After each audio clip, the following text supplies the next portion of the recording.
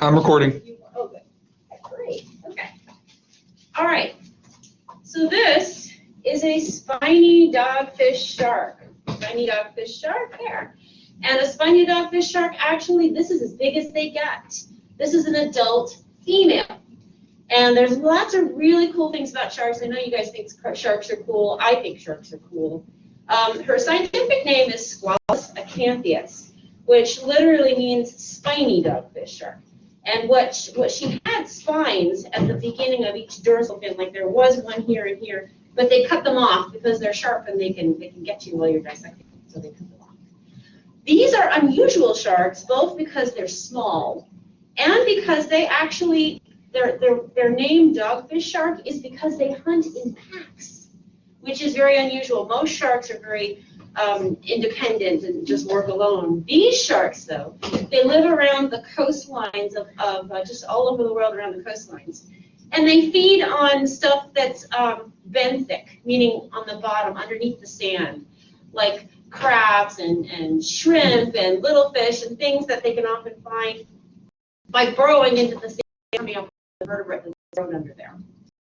And they hunt in packs together, so it's a very unusual type of animal. Okay, so tell me, a shark is an animal, and is this a vertebrate animal or an invertebrate animal? What do you think? Vertebrate. It's a vertebrate, which means what? It has a spine. There's a spine. There is a vertebrae going down the dorsal part of this shark. Dorsal means this side. Ventral means this side, right? So it does have a skeleton inside it, but it also is unusual in that all sharks are cartilaginous fish, meaning that they don't have any ossified bone in them. Their bones, their skeleton is all made of that soft cartilage, the same stuff that's in your ear and at the tip of your nose. It's kind of flexible material. So the entire skeleton of a shark is made of cartilage. And the vertebrae, if you actually dissected out the little bones, they look just like our bony vertebrae, but they're made of soft cartilage. They're never ossified, which is also kind of interesting. They're an incredibly successful group of animals. Sharks are very successful. They've been here longer than the dinosaurs. They showed up 400 million years ago, 300 million years ago, a very, very successful species, very successful body design, all kinds of different sharks, big ones, little ones, and this one is one of the little ones. Okay, so this is a female, and the way I know that is by looking at her pelvic fins. There's different kinds of fins on the shark. You guys know what these are called, right? What kind of fin is this? Dorsal. There's the dorsal fin. All sharks have two dorsal fins, believe it or not. And then this last one is the caudal fin on the tail. It's another way you can actually tell whether whatever is swimming towards you is a shark or a dolphin, and you'd rather have the dolphin, right? The way you can tell is by looking at the caudal fin and the way the fish is moving. So this is a fish with dorsal fins and caudal fins all sticking up out of the water, right? And it swims like a serpentine thing. Whereas a dolphin has a caudal fin that's flat, like a whale's tail, right? Flat like that.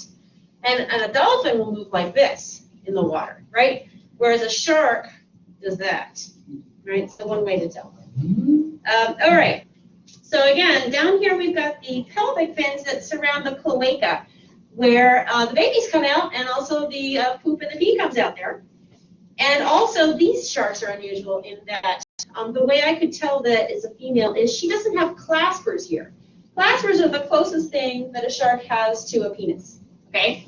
There are these things that actually during sex, the sharks come together and kind of curl around each other, and the claspers go into the female, and the sperm travels kind of through along them into the female's body. So they're also very unusual. They have internal fertilization. And then the sperm meets the eggs inside and fertilizes them, and the babies grow inside her. There's lots of different sharks that don't do that. Some sharks have external fertilization where the female excretes her eggs like most fish do and leaves the eggs there, and then the male comes along and puts his sperm on top of them. And then the babies develop in a pouch outside the body of the female. Okay, so I am going to open up her ventral side. So let me put the camera up. I'm ready. Are you ready? I'm going to use some dissecting scissors to open her up so you can see inside the eardrum.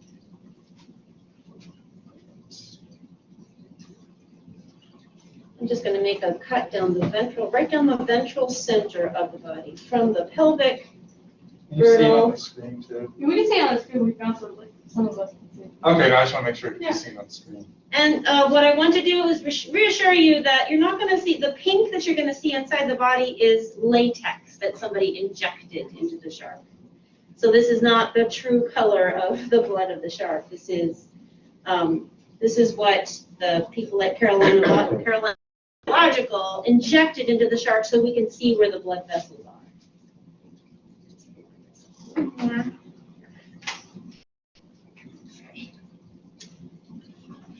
I'm doing the quickest dissection in the world here. Because usually, and period 3, they're not going to have to sit through this because it'll already be over.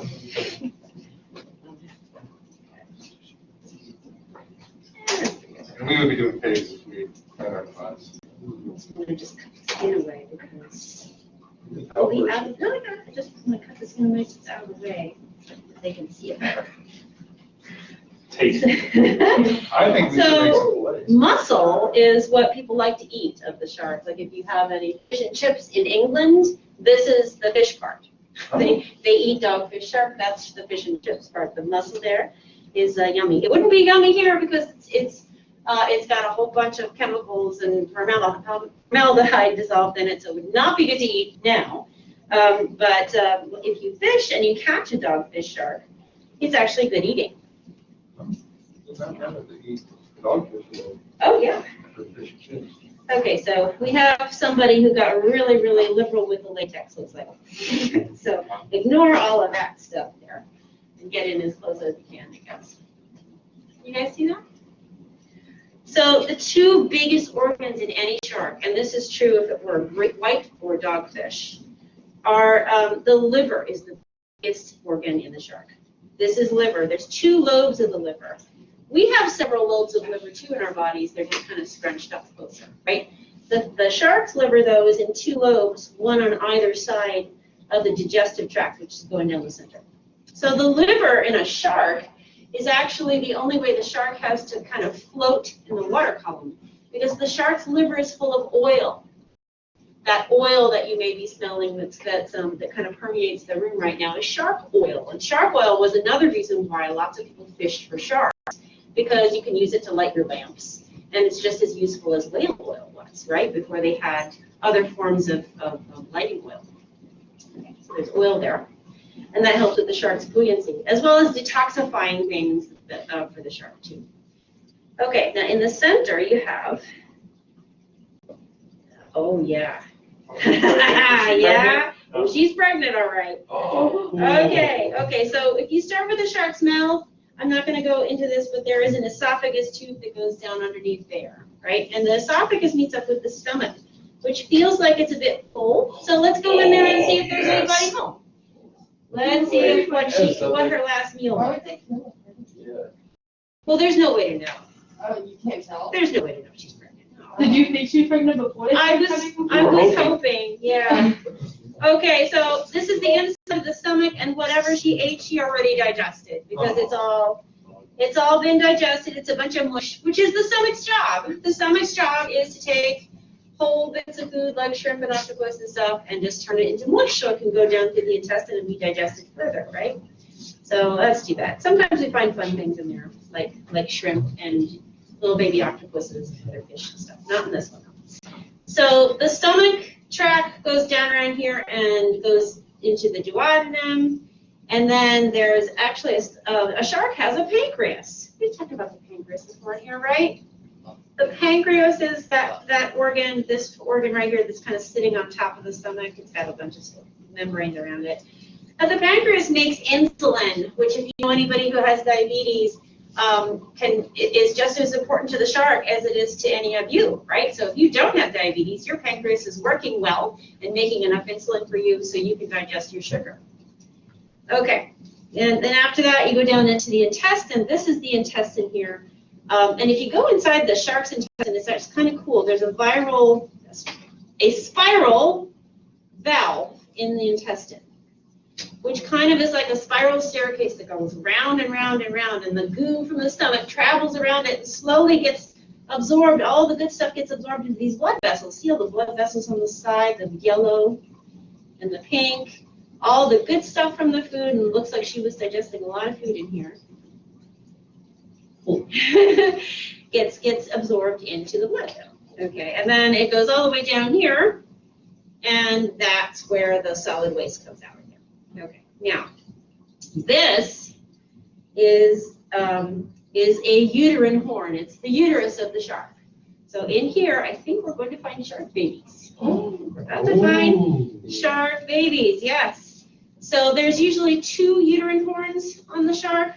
The other one over here looks like it might have 1 baby in it, but the one on this side looks like it's full. So let's open it up and see some shark babies. Oh. I've never seen it. This is all it is. So remember that this is a fish, so it's a pretty simple animal. There it is. Let me rinse it off. Okay, so this is a yolk sac, right? This is the food for the baby.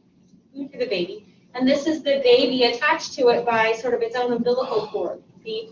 I'm going to rinse it off so that it's not so too. That's kind of cool. I've never seen that. I've been doing this for like 10 years with her. See y'all later. Oh, bye, bye. That's good enough. I'm rolling it now with my big nose. So. Yeah. Oh. Okay, so yeah, so can you see that? You've got a little tiny baby shark that has attached by an umbilical cord to its own yolk sac. Foods are separate from, it's not connected to the mother in any way. Mother, the eggs actually grow into part baby and part yolk sac. So there's that, and there's probably another one in here. Have you seen that before? Oh yeah, this is what we get every year. Oh, I didn't It know looks that. like the yolk sac came open, so there's all that great yummy food coming out. Okay, You see it on the screen? Yeah, we can. Okay. little baby. That's fascinating. Yes, it's a baby shark. That is so cool. I've never And it seen looks like there's only 2. Take picture. What? Take picture. Somebody wants to, if, We when can we're come done, you up can come up. after. Yeah, just give me a minute. Just give me a At the minute. end, So there's 2 babies. I think that's it. I don't think there's any more on that side. There might be one over here. I'm just gonna open it up and see if there's one over here. Well, or well, I feel something. It feels like another baby that's in there. It depends. I pulled out one shark had like 3 on one side and 3 on the other. We should name them. Hey, there is a baby. Technically, it's a bird. It lost its yolk sac, but it's there.